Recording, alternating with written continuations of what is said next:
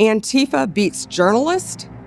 Antifa attacks our police stations. They attack our courthouses. They dox our law enforcement officers. No more. They are a terrorist group, and we are coming after them. We are here at the White House today to unmask Antifa, to follow the money all the way to the top. If you want to get to the bottom of who is fomenting this chaos and violence in our country, you must follow the money. I was a mainstream reporter in Seattle for 10 years before I quit mainstream media, in part due to its refusal to acknowledge the dangers of Antifa and radical left-wing violence. Part of the problem that we have is that a lot of people refuse to believe that Antifa is real. It is just a made-up thing, but I have seen them.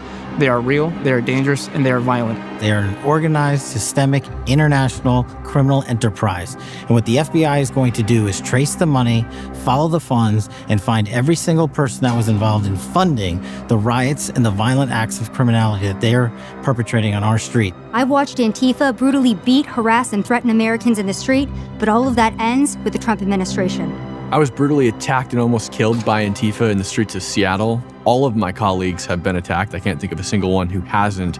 Violence against journalists and police officers in our streets can't stand. Just days ago, I was in the Portland jailhouse, and now I'm in the White House. This administration is built different, and Antifa's days are numbered. And I want to thank President Donald Trump for designating Antifa a terrorist organization, and I'm looking forward to the FBI and the DOJ hunting down these people like the terrorists that they are. All I gotta say, it's a bad day to be Antifa. And Antifa's days of using violence and intimidation against their political opposition are over. And I've continued to report on them over the years, despite the threats of violence and actual violence that's happened, because I owe a thank you to this country, the United States, for settling my parents who were victims of communism in Vietnam.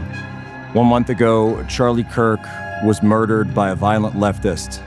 We all saw it, and we all saw thousands of leftists celebrate it.